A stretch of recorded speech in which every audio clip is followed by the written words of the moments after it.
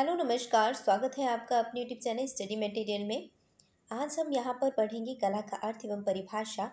ये नोट्स है जिसमें आपको आधुनिक और वेस्टर्न दोनों कवर कराए जाएंगे। अगर आप इस नोट्स को अच्छे से कवर कर लेते हैं तो आपके 100+ मार्क्स किसी ने नहीं रोके, ये मैं गारंटी लेती हूँ। अगर आप इस नोट्स को याद कर लेते हैं तो 100+ मार्क्स आपके 101% आएंगे। ठीक है, तो यहाँ पर आपको एक भी क्लास मिस नहीं करनी है। लगभग आपको मैं 15 क्लासेस में पूरा नोट्स कवर करवा दूंगी, जिसमें वेस्टर्न और आधुनिक दोनों कवर कराए जाएंगे और जितना भी आपके सिलेबस में दिया गया है उन सभी को कवर कराया जाएगा। ठीक है, तो चलिए स्टार्ट करते हैं अपने आज के सेशन को। अगर ये आपको अच्छा लगे तो प्लीज़ दूसरों तक शेयर जरूर कीजिएगा, जिन्हें ये ज़रूरत है वहाँ तक ये पहुँच जाए। ठीक है, तो चलिए देखते हैं हम कला के बारे में। कला शब्द का सर्वप्रथम प्रयोग हुआ था कहाँ पर? ऋग्वेद के 8वें मंडल में हुआ था। कला किस भाषा का शब्द है? हम सभी जानते हैं किसका है, संस्कृत भाषा का शब्द है। अब पूछा जाता है एग्जाम में कि इसका सर्वप्रथम प्रयोग किस शताब्दी में हुआ था, तो 13वीं शताब्दी में इसका सर्वप्रथम प्रयोग हुआ था। और 13वीं शताब्दी के कौन से चरण में, मतलब स्टार्ट ही हुई थी 13वीं शताब्दी, तभी इसका प्रचलन शुरू हो गया था। तो यहाँ पर प्रथम चरण में है। ठीक है, आर्ट शब्द किससे बना हुआ है? अर शब्द से बना हुआ है। और अर शब्द का अर्थ क्या होता है? अर शब्द का अर्थ होता है बनाना, पैदा करना या फिर रचना करना। तो ये होता है हमारे आर्ट शब्द का अर्थ। ठीक है, अब देखते हैं हम कला शब्द की उत्पत्ति जो है किससे हुई है। ये कड़ धातु से इसकी हुई है, जिसका अर्थ क्या होता है? प्रेरित करना या प्रसन्न करना। ठीक है, तो ये होता है कड़ का अर्थ। आगे है कलानम प्रवरम क्लानम परवम प्रवरम चित्र धर्म कामार्थ मोक्षदम। तो ये कहाँ का है? चित्र सूत्र का। ठीक है, कला शब्द का प्रमाणिक उल्लेख किया गया है भरत मुनि के नाट्यशास्त्र में। ये जितने भी वन लाइनर क्वेश्चन है डायरेक्ट ये क्वेश्चन फॉर्म होते हैं, वो वही यहाँ पर डिस्क्राइब करके बताए गए हैं। ठीक है, नेक्स्ट आ जाता है ना तजदान ना तचलपम ना सा विद्या ना सा कला। ये हमें देखने को कहाँ पर मिलता है? नाट्यशास्त्र में मिलता है। भारत में प्राचीन समय में लोग 64 कलाओं से परिचित थे। वर्तमान में कला का अध्ययन के लिए रंजन कला अथवा कला ही रह गया। ठीक है, अब देखिए जो कला की एक मैंने वीडियो बनाई है, बहुत शॉर्ट वीडियो होगी, समथिंग 5 मिनट की ही होगी, उसे ज़रूर देख लीजिएगा। वहाँ पे मैंने कला के बारे में सब कुछ बताया है। ठीक है, तो एक बार जरूर देख लीजिएगा। ठीक है, चलिए प्राचीन धर्म तथा साहित्य में कला का उल्लेख है। देखिए क्षमेंद्र विलास के अनुसार कितनी है? 350। ललित विस्तार में 86 कला। ठीक है, प्रबंध कोश में कितनी है? 72। यजुर्वेद के तीसरे अध्याय में 64 कलाओं का वर्णन मिलता है। कामसूत्र में 64 कलाओं का वर्णन मिलता है। और शुक्र निसार में कितनी मिलती है? 64 कलाओं का वर्णन मिलता है। ठीक है, तो यहाँ पर हमें ये याद रखना है। और इसमें से सबसे ज़्यादा जो भूली नहीं जा सकती तो वो है कामसूत्र। आपको बहुत अच्छे से याद रखनी है। कामसूत्र की 64 कलाएं, ललित विस्तार की भी पूछी हुई है, प्रबंध कोश की पूछी गई है। ठीक है, तो ये आपको अच्छे से 3 कलाएं बहुत अच्छे से याद रखनी है। ललित विस्तार की 86 है, प्रबंध कोश की 72 है, कामसूत्र की कितनी है? 64 है। ठीक है, नेक्स्ट है कला की परिभाषा। कला की परिभाषा अनुकरण को ही कला का मूल माना गया है। किसने कहा है? अरस्तु ने कहा है। सॉरी, मनुष्य कला के माध्यम से अपने गंभीरतम अंतर की अभिव्यक्ति करता है, अर्थात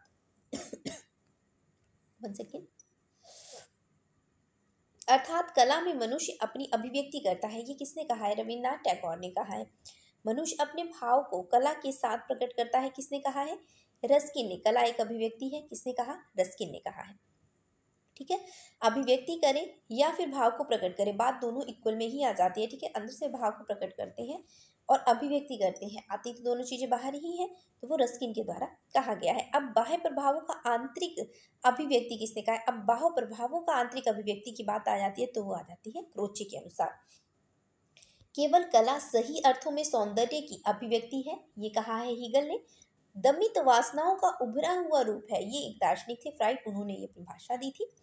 कला जीवन के कड़वे अनुभवों की कड़वे अनुभवों की मुक्ति का माध्यम है, ये किसने कहा था? नीथे ने कहा था या निश्चय कहा जाता है। ठीक है, निश्चय। कला हमारी भावनाओं की अभिव्यक्ति है, टॉलस्टॉय ने कहा है। कला एक महत्वपूर्ण विधा है, किसने कहा है? क्लाइवेल ने।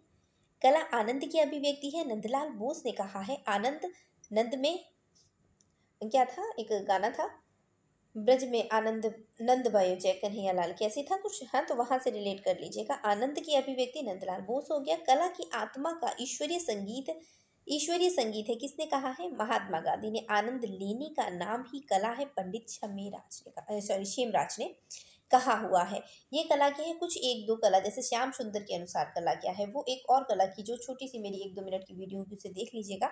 वहां पर जितनी भी है वहां मैंने एक नोट्स में कवर करा दी है, ठीक है। वो मेरा हैंड रिटन नोट्स ही है, वहां पर आप देख लीजिएगा। उपयोगी कला का अर्थ क्या है? भौतिक सुख प्रदान करना। ललित कलाओं का अर्थ होता है आत्मिक सुख प्रदान करना। और दो ललित कला कितने प्रकार की होती है? हम सभी जानते हैं कितने प्रकार की होती है? 5 प्रकार की होती है। आप देख लेते हैं कौन कौन सी 5 प्रकार होते हैं। चित्रकला होती है, मूर्तिकला होती है, वास्तुकला, संगीत कला और काव्य कला होती है। ललित कला के भेद कितने होते हैं? ललित कला के 2 भेद होते हैं, रूपप्रद होते हैं और अरूपप्रद होते हैं, ठीक है। और आपसे जो पूछा जाता है हीगल के अनुसार कला भी पूछे जाते हैं, क्रम पूछा जाएगा हीगल के अनुसार। तो हीगल ने सबसे पहले काव्य को श्रेष्ठता दी थी, याद रखिएगा। किसको दी थी? काव्य को फर्स्ट नंबर पर रखा था। इसका क्रम आप अच्छे से याद कर लीजिएगा। नेक्स्ट है चित्र में क्रियाशीलता किसे कहते हैं? रूप तत्व की गतिशीलता को क्रियाशीलता कहा जाता है। कल की आत्मा किसे कहा गया है? भाव को कहा गया है। चियते इति चित्रम किस ग्रंथ में लिखा गया है? अमरकोश में लिखा गया है। जयमंगला किस ग्रंथ की टीका है? तो ये कामसूत्र की टीका है। भारतीय चित्रकला की प्रमुख विशेषता क्या है? रेखा। प्रमुख विशेषता पूछी जा रही है तो कौन सी है? रेखा यहाँ पर प्रमुख विशेषता है। कला मूल्यता कितने प्रकार की मानी गई है? कला 2 प्रकार की मानी गई है। विराम या थोड़ी देर में ठहराव क्या कहलाता है? यति कहा जाता है। थोड़ी देर के लिए जो ठहराव होता है उसे यति कहते हैं। सेल्फ सेटिंग सैंड कास्ट का तात्पर्य क्या है? धातु की ढलाई। प्लास्टर ऑफ पेरिस बनाया गया, किससे बनाया गया है? जिप्सम से। याद रखिएगा किससे बनाया गया है? जिप्सम धातु यूज की गई थी। तो यहाँ पर संस्कृत का वह कौन सा ग्रंथ है जिसमें धात्विक मूर्ति निर्माण की प्रक्रिया वर्णित है? तो वो है शिलारत्नम। क्या है? शिलारत्नम है। प्यूडी और गुलाबी में कला रंग मिलाने को क्या कहते हैं? क्या कहा जाता है? लिकटी कहा जाता है, ठीक है। ब्रह्म रस है और रस दिव्य अनुभूति है, किसका कथन है? ये शंकराचार्य का कथन है। भरत मुनि के नाट्यशास्त्र का मुख्य संबंध किससे है? काव्य और नाट्य से। सर मोनियर विलियम्स किस भाषा के विद्वान थे? तो सर विलियम्स जो थे, मोनियर विलियम्स संस्कृत भाषा के विद्वान थे। रिलीजन ऑफ एन आर्टिस्ट लेखक कौन है? रविन्द्रनाथ टैगोर। चित्रसूत्र का उल्लेख है। चित्रकला, मूर्तिकला और वास्तुकला। सौंदर्य के संबंध में कांट का सिद्धांत है अनुभूति की विषयगत सार्वभौमिकता। अब देखते हैं क्षमेंद्र नाथ की जो पुस्तक थी कला विलास में, उसमें कला का वर्गीकरण क्या है? तो इनके अनुसार जो जन उपयोगी कलाएं हैं वो 64 है। सुनार की भी 64 है। वैश्य की जो कलाएं हैं वो भी 64 है। और सार 100 है, ठीक है। भेषक या भेषज ये 10 है, ठीक है। यहाँ पर भेषज होता है, जा बनेगा। भेषज की 10 है। कायस्थ की है 16। धर्म अर्थ काम मोक्ष की है 32। पुरुषार्थ की भी 32 है। और मत्सर्य या शील की कितनी है? 32, ठीक है। तो ये आपको याद रखनी है क्षमेंद्र के अनुसार। अब कला के तत्व कितने हैं? कला के 6 तत्व होते हैं। कला के 6 तत्व कौन कौन से होते हैं? रूप, वर्ण, पोत। पोत का मतलब होता है धरातल, ठीक है। पोत को क्या कहा जाता है? धरातल भी कहा जाता है, टेक्सचर भी कहा जाता है, अलग अलग नाम से पूछ लेते हैं, ठीक है। वयन भी कहा जाता है, ठीक है। तो ये इसके अन्य नाम है, पोत, धरातल, टेक्सचर और वयन। नेक्स्ट है हमारा यहाँ पर और है जो रेखा है, तान है और अंतराल है। तो ये कला के 6 तत्व हैं जो आपको अच्छे से याद रखना है, यहाँ से क्वेश्चन फॉर्म होते हैं, ठीक है। आगे देख लेते हैं। आकृति जो है इसका अर्थ रूप वह स्थान होता है जिसका अपना निश्चित आकार या वर्ण होता है, ठीक है। तो ये हमारा क्या कहलाता है? रूप कहलाता है। तो रूप या जो है आकृति में वह स्थान होता है जिसने अपना निश्चित आकार तथा वर्ण होता है। रूप कितने भेद होते हैं रूप के? एक तो होता है समात्रिक और एक होता है असमात्रिक, सिमेट्रिक मतलब सिमेट्रिक, सिमेट्रिक का मतलब होता है जिसे आप दो भागों में डिवाइड करें और इक्वली डिवाइड हो जाए, यहाँ का पार्ट भी बराबर हो और यहाँ का पार्ट भी बराबर हो, उसे कहा जाता है सममात्रिक या सिमेट्रिक। अब एसिमेट्रिक की बात करते हैं या असमात्रिक की बात करते हैं, तो ये किसी तरीके का हम एक बना लेते हैं पॉट सा, ठीक है।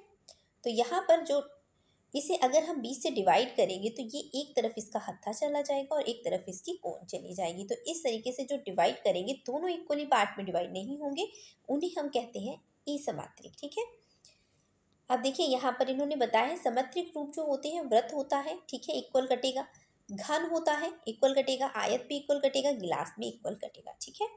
तो यहाँ पर हमने देख लिया सिमेट्रिक और एसिमेट्रिक। देखते हैं अब एसिमेट्रिक में विषम कोण आ जाता है, चतुर्भुज आ जाते हैं, त्रिभुज आ जाता है, त्रिभुज नहीं आता है, त्रिभुज तो इक्वल कटेगा, त्रिभुज केतली आ जाएगी, ठीक है, सुराही आ जाती है और ईटीसी लगा दिया है, ठीक है। तो देख लीजिएगा, बस आपको याद रखना है कि देखिए ये जिसे आप काटेंगे बराबर भागों में कट गया तो सिमेट्रिक है, बराबर भागों में अगर वो नहीं कटता है तो वो क्या होता है, एसिमेट्रिक होता है। अब जी बना लेते हैं, देखिए जी जी को हम अगर काटते हैं तो यहाँ पर अलग है, यहाँ पर अलग है, तो ये हमारा एसिमेट्रिक हो जाएगा। अब रेखा देख लेते हैं, रेखा क्या होती है, दो बिंदुओं की सीमाओं के बीच की दूरी को रेखा कहा जाता है, बहुत ही सूक्ष्म और गति की दिशा निर्देश करती है। कला में सबसे प्राचीन तत्व माना जाता है किसका, रेखा का माना जाता है। रेखा दो प्रकार की होती है, एक सरल भी होती है, दूसरी कठोर होती है, ठीक है। रेखा का महत्व किन कलाओं में दिखाई देता है, पूर्वी कलाओं में दिखाई देता है।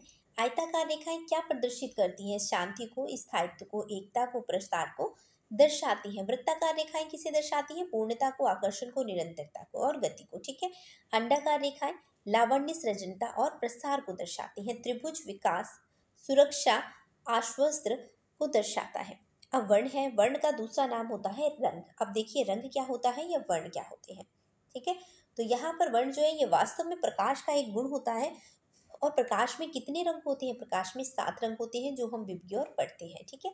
वर्ण के गुण 3 प्रकार के होते हैं, एक तो उसकी रंगत होती है, एक उसके मान होती है और तीसरा उसकी होती है सघनता। तो वर्ण के अगर गुण पूछे जाते हैं, गुण कितने होते हैं, तो इसके 3 गुण होते हैं, ओके। मुख्य वर्ण इसका क्या है, जो मुख्य वर्ण या प्राइमरी रंग कह सकते हैं, यहाँ पर लाल, पीला और नीला होता है। टी बी के प्राथमिक रंग कौन से होते हैं, ठीक है, हरा होता है, नीला होता है और लाल होता है। पदार्थ के रंग कौन कौन से होते हैं, लाल, पीला और नीला होता है। प्रकाश के रंग हरा, नीला और लाल होता है। लाल रंग बनता है किससे, भूरा प्लस अगर नीला मिला देंगे तो रेड रंग बन जाता है। काला रंग किससे बनता है, कत्थई और नीला बना दिया तो काला रंग बन जाएगा। ग्रे रंग काला और सफेद मिलाकर बन जाता है। सादृश्य रंग कौन से होते हैं, पीला और नारंगी सादृश्य रंग होते हैं, ठीक है। तटस्थ रंग कौन है, काला और सफेद तटस्थ रंग के अंतर्गत आते हैं। सर्वाधिक सामंजस्य उत्पन्न करने वाला रंग कौन सा होता है, लाल और हरा होता है। ऑफसेट कलर शियान, मेजेंटा, येलो और ब्लैक होते हैं। आभा रंग कौन से होते हैं, आभा रंग जो होता है सफेद, काला, किसी रंग के मान को किसी रंग के मान को आभा रंग कहा जाता है, ठीक है। शिल्प रत्न के प्राथमिक रंग कौन होते हैं, सुधावर्ण होते हैं। विष्णु धर्मोत्तर पुराण के प्राथमिक रंग क्या होते हैं, मूल वर्ण होते हैं, ठीक है। अब है नेक्स्ट तान। तान क्या है, तात्पर्य, रंगत के हल्केपन व गहरेपन को तान कहा जाता है। तान में मुख्यतः 3 भेद होते हैं, प्रकाश, मध्यम प्रकाश और छाया। संपूर्ण तान में, संपूर्ण चित्र में तान का प्रयोग होता है। वस्तु द्वारा प्रकाश में अपने में समाहित कर लेने पर वही कैसी दिखाई देती है, रंगहीन तथा काली दिखाई देती है, ठीक है। ये याद रखिएगा, ये सभी पूछे हुए प्रश्न हैं, ठीक है। तो एक भी पॉइंट आपको मिस नहीं करना है, सभी पॉइंट आपको बार बार पढ़ना है, याद कर लेना है, ठीक है।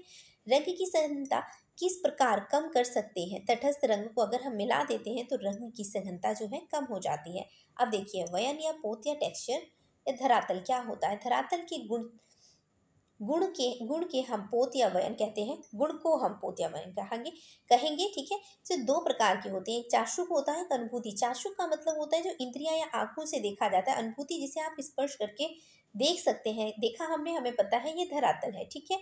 अगर हमने इसे छूकर देखा तो हमें पता चल जाएगा ये खुरदुरा है, सॉफ्ट है, किस तरीके का धरातल है, हम छू के भी पता कर सकते हैं। तो यहाँ पर 2 प्रकार का होता है, चाशुक मतलब आंखों से देखने वाला, अनुभूति मतलब छू के।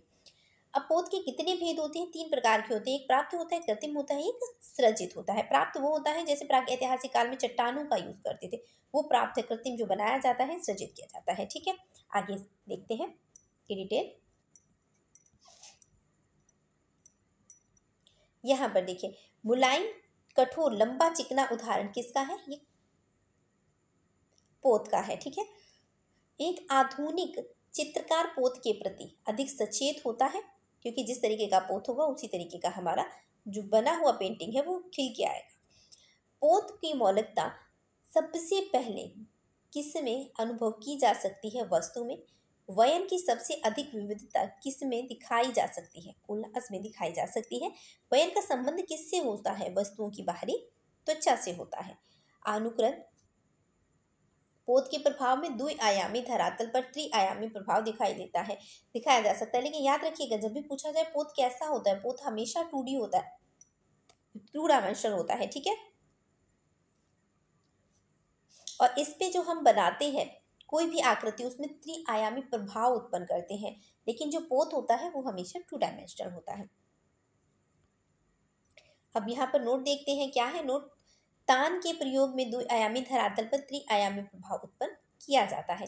कंपनी शैली में किस पोत का उदाहरण पाया जाता है? अनुभूति पोत का उदाहरण पाया जाता है। ठीक है, या कह सकते हैं हम कृत्रिम पोत का।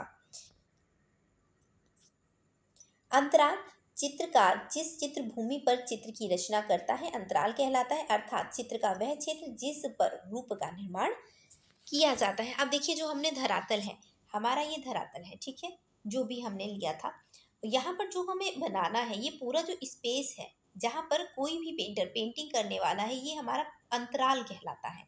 ठीक है, अंतराल का विभाजन कितने प्रकार से होता है? 2 प्रकार का। और वयन कितने थे? 3 प्रकार के थे। अंतराल कितने प्रकार के हैं? 2 प्रकार के। एक सम विभाजन होता है, एक असम विभाजन होता है। ठीक है, सम विभाजन में क्या होता है? जैसे कि कोई भी आर्टिस्ट है, उसने अपना एरिया डिवाइड कर लिया, जैसे मैंने इतने में ही पेंटिंग बनाई है, ये इस तरीके का, और उसने बता दिया इतना इतना इतना मैंने बनाना है, ये इसका सम विभाजन हो जाता है।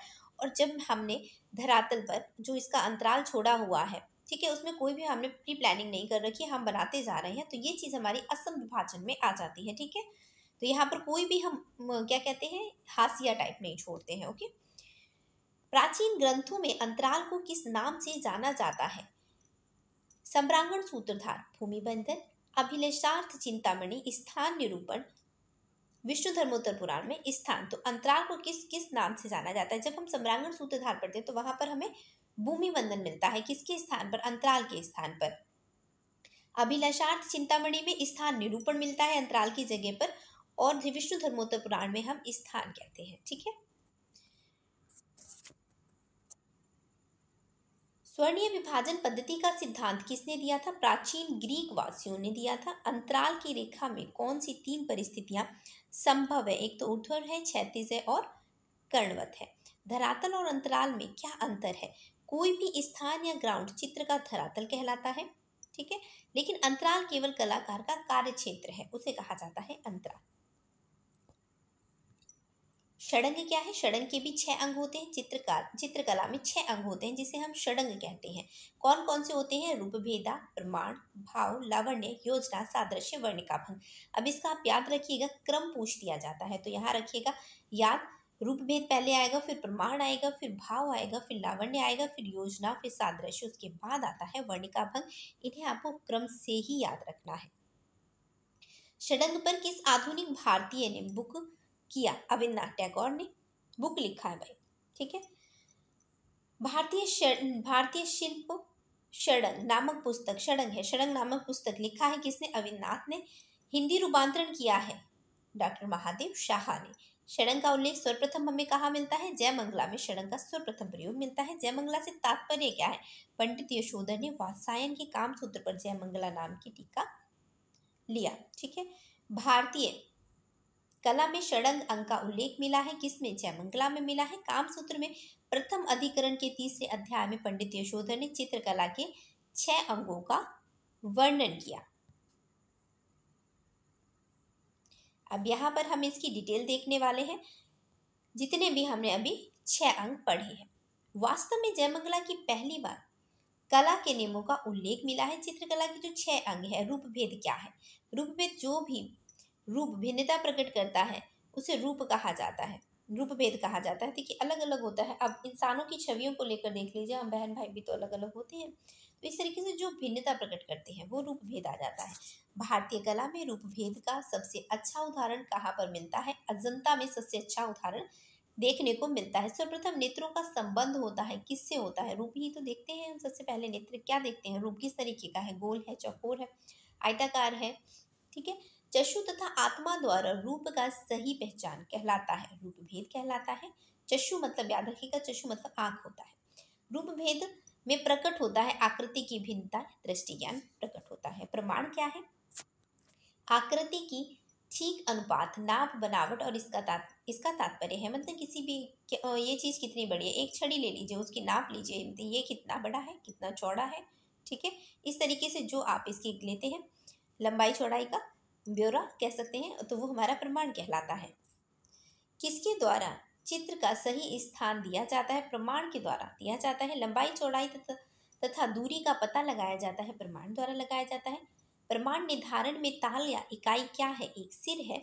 लॉ ऑफ रिलेशनशिप किसे कहा जाता है? प्रमाण को कहा जाता है। प्रमाण की दृष्टि से भारतीय चित्रकला ने कितने प्रकार के रूपों का वर्णन किया है? यहाँ पर देखते हैं, बालक में 5 ताल दिया गया है, कुमार की 8 ताल होती है, मानव की 10 ताल होती है, भयानक की 12 ताल, राक्षस की 16 ताल, ठीक है। अब ये ताल आप सोच रहे हो किस तरीके से? आप अपनी बित देखिए, कहते हैं ना ये पंजा, पंजा से हम जब नापते हैं ना, ठीक है, जो पंजे से नापते हैं ऐसे बित करके जो नापते हैं, 1 बित का है, 2 बित का है, 3 बित का है, 4 बित का है, तो जो बालक है वो 5 का है, ठीक है। कुमार 8 ताल का होता है, ये आपकी ताल इक्वल टू ये हाँ हैंड का है, जो आगे की बित होती है, ठीक है। और यहाँ पर जो 10 ताल है और भयानक की 12 है, राक्षस की 16 होती है, तो ये तालें आपको याद रखनी है।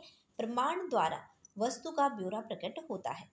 अब भाव क्या है? भाव द्वारा भावनाएं प्रकट होती हैं, भावनाओं तथा रस की अभिव्यक्ति कहा जाता है। खुश है, नाराज है, रो रहा है, ये सभी एक तरीके से क्या हो जाती है? भावनाएं होती हैं। भारतीय भारतीय चित्रकला का सौंदर्य माना जाता है भाव को। भाव कला को क्या देती है? अभिव्यक्ति देती है। विभाग में कितने भेद होते हैं? 2 होते हैं। अनुभव में कितने भेद होते हैं? 3। संचारी में कितने होते हैं? 33 होते हैं। भारतीय चित्रकला में सौंदर्य माना जाता है भाव को माना जाता है। लावण्य योजना क्या है? लावण्य योजना से तात्पर्य इसके द्वारा चित्र में भाव सौंदर्य की अभिव्यक्ति की जाती है। लावण्य का अर्थ होता है रूप का सौंदर्य। लावण्य प्रकट करता है सुंदरता। भारतीय सौंदर्य शास्त्र में लावण्य योजना से तात्पर्य क्या है? बाह्य सौंदर्य की अभिव्यक्ति से है, ठीक है। रूप गोस्वामी ने मोती की तरलता की भांति अंगों को शोभित करने वाले गुण को लावण्य कहा है। सादृश्य क्या है? सादृश्य से तात्पर्य है देखे हुए रूपों की समान आकृति प्रकट करना सादृश्य कहलाता है। जैसे हमने कोई पेड़ देखा और उसे हमने जैसा देखा वैसा ही हमने आर्ट में बना दिया, ये हमारी क्या है? सादृश्य कला है। जैसा देखा उसे सही बना दिया। विष्णु धर्मोत्तर पुराण में चित्रसूत्र नामक अध्याय में सादृश्य का प्रमुख वस्तु माना गया है। आकृति में समानता प्रकट करती है सादृश्य।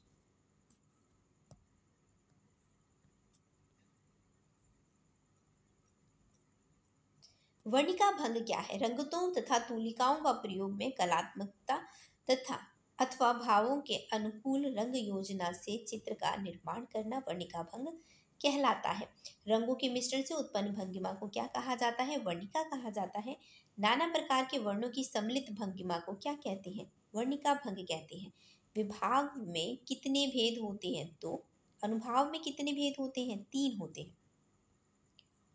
चित्र संयोजन का सिद्धांत। चित्र संयोजन में कितने सिद्धांत हैं? 6 है। संयोजन का सिद्धांत कौन कौन से होते हैं? देखिए 6 कौन कौन से हैं? सहयोग, सामंजस्य, संतुलन, प्रभाविकता, लय और परिप्रेक्ष्य। सहयोग क्या है?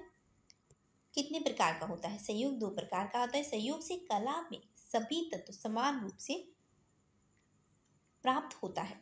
सामंजस्य इससे तात्पर्य है निरर्थक तत्वों का ना होना। संतुलन क्या है? चित्र में संतुलन प्रदान करता है। स्थिरता। वर्ण संतुलन का क्या अर्थ होता है? चित्रों में सुव्यवस्थित रंग योजना का होना। प्रभाविकता क्या है?